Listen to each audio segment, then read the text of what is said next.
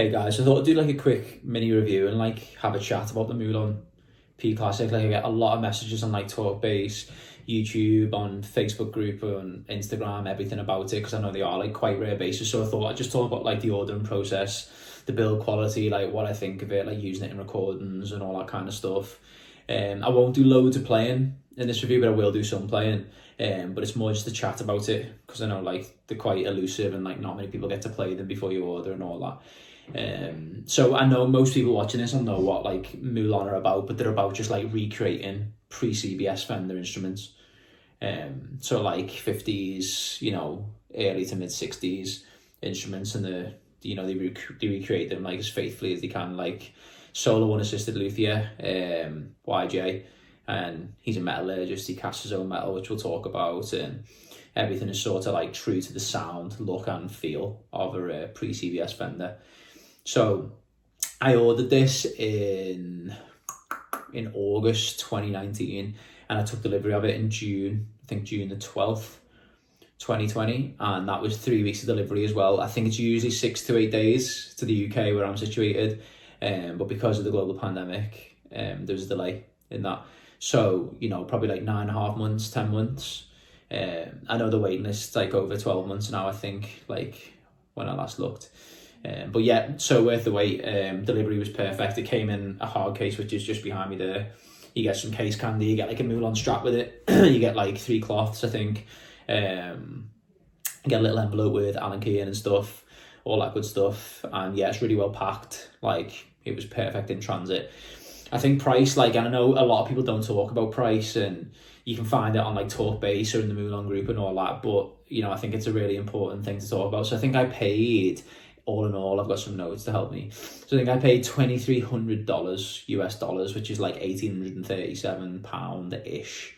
And I got an option as well, which we'll talk about. So, YJ doesn't describe himself, or Andy, who's the contact point for Moollon, doesn't describe YJ as a custom luthier, because he does like pre-CBS replicas, but he has some like custom options. So I got one of them, which we'll talk about. So that price is including that, which I think is really good value for like the base that you get, which is obviously phenomenal, and for shipping and for all that kind of stuff. So hard case and that, which I think is great. I've seen some like Moollon embossed hard cases, but that was just a gator case, but it was perfect for transit. The weight of it, which a lot of people ask me, is 8 pounds and 9 ounces, or like 3.9 kilos. So I think Andy says there's somewhere between 3.8 kilos and 4.1 kilos, something like that. But honestly, it's absolutely fine. I mean, I'm used to playing like high mass single cut, so you can see that ACG there, great bass. But it's got a lot of weight to it.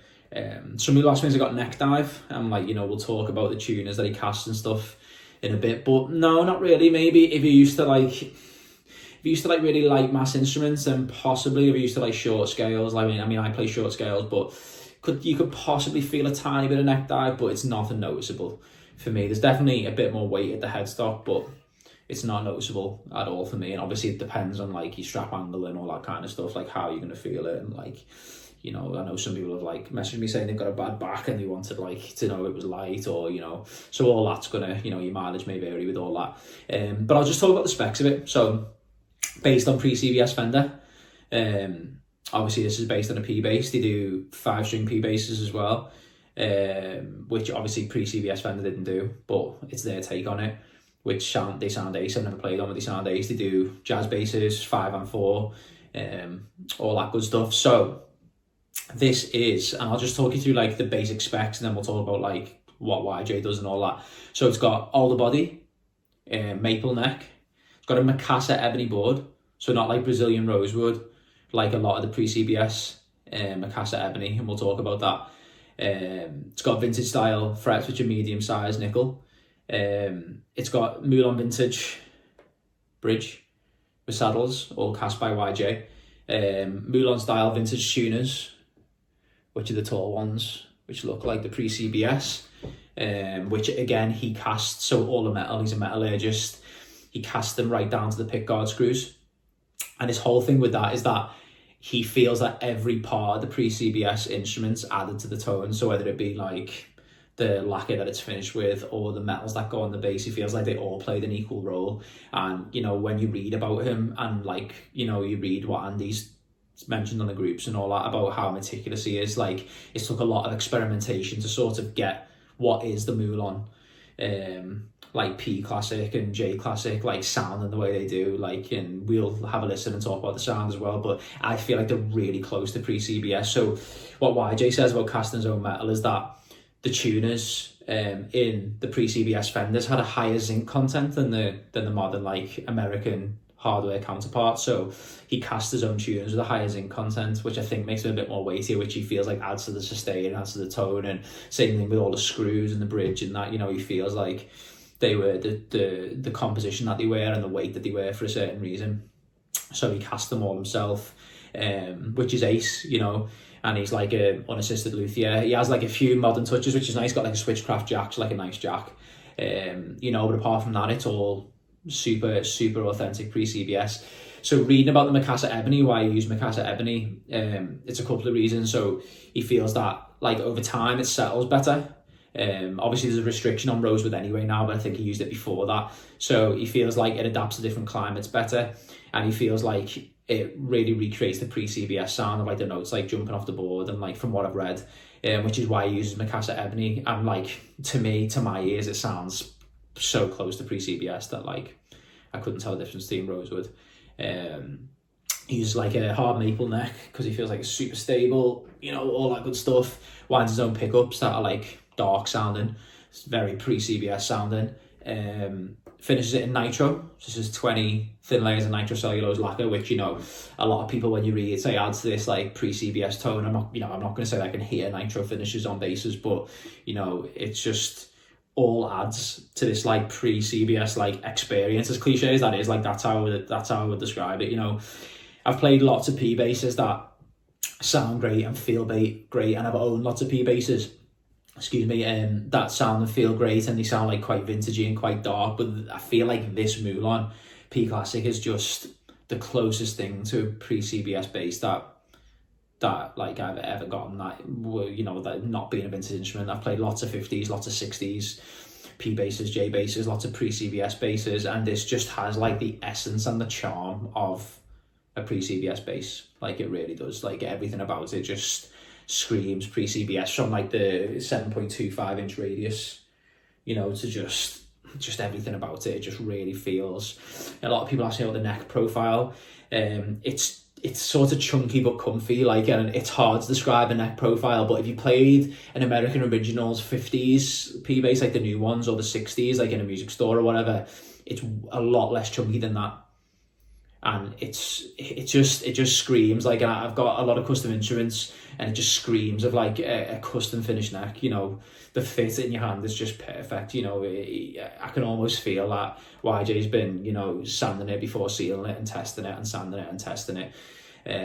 It just feels perfect. Everything about it just feels great. And I think for me as well, like I'm used to playing on completely flat boards, and I can get exhausted quickly at times by radius, especially like a 7.25 inch, like a vintage radius.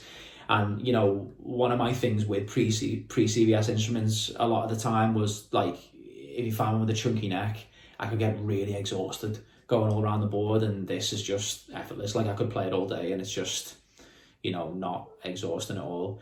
So I'll quickly talk about what they're based on. So they're based on YJ's own 1959 and 1960 P bass. So with a 42.5mm nut width and a 43mm nut width. So he bases them on like a pre-CBS Fender, you know, and the full specs are, and I'll just go through them. I know a lot of people know this, but I'll just go through them and then have a little play. So 20 frets, 34 inch scale, 19mm strings bass in, passive obviously, pre-CBS custom alloy Moollon hardware like we talked about, all the way down to pickguard screws, which you mentioned. Mikasa Ebony board on a maple neck, or you can get a one-piece maple board with maple neck, which is a surcharge. 7.25 inch radius, and a 12 inch radius for 5 strings, and then 20 thin layers of nitro lacquer. So talking about the options, I mentioned that I got an option. So one of my pet peeves with like, whenever I've like borrowed pre-CBS basses or gig with them or just play them in stores, whatever, like one of my pet peeves would be taking the neck off to do the truss rod adjustment. So one of the options that he does, and let me see if I can get close enough to show you, is this here, which is a truss rod route. So it's hard to see because he really has disguised it well. You can see it there in like the Mac screen. So all that is a route into the body, a route into the pick guard. And then it's just to get your tool in so that you can do a truss rod adjustment without taking the neck off. And he actually puts like a resin in there to match the colour of your pick guard. So, you know, if I was to hold it here, it's very difficult to see that it's actually there, and it doesn't change like the, you know, the classic vintage look of it, which is ace.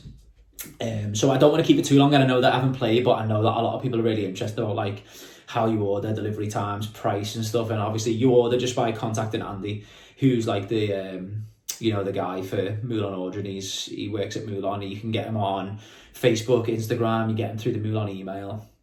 The most helpful, nice guy. He really is. So yeah, I'll have a little play of it, but I feel like if you're after a pre-CBS base, definitely worth considering Moollon. Like, I think it's the closest thing, in my opinion, you can get to buying like a brand new CBS base off the shelf in like the 50s or 60s. Like, it really is. It just has that like essence, that pre-CBS essence. It sounds like it too, you know, dark sounding, very woody sounding, which I'll let you hear now. But, you know, I feel like they've got to be a contender. Like, one of my big, like, not criticism pre-CBS bases, but one of my big, like, I suppose it is a criticism, was when they have massive inconsistencies. So I've played like, you know, amazing like 62p bases where I've been like, oh my god, it's my dream base, but like the price is just outrageous. But I've also played like 60p bases where they have like loads of dead spots, and, you know, the notes don't sing, and you know, it's the same with any instrument, you know, even instruments now, you know, they all have different inconsistencies, and it's not a criticism of pre-CBS, it's just, you know, a factor in buying an instrument like that. But I feel like this just has none of that. The notes bounce off the board, like it sings. It's one of the most dynamic basses I've ever played. And I feel like by buying like a hand-built meticulous instrument like this, you know, you're sort of going to get past all the dead spots and all the things that like used to worry me and concern me about buying vintage. It's not to say you can't buy great vintage instruments, because you absolutely can. And I'm not affiliated with Moollon at all. Like, you know, I've got lots of different basses, play lots of different basses. It's just a great bass. So I'll have a listen to it. I'll put tone off to start with, and I'll just play some stuff, and then I'll finish the video so it's not too long. Cheers, guys.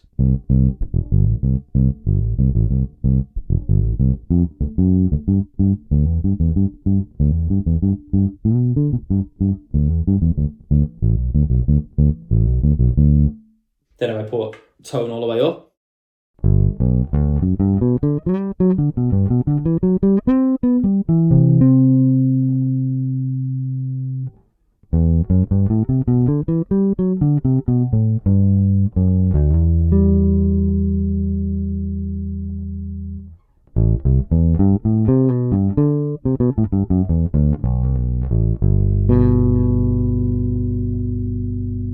then I put tone about 50%.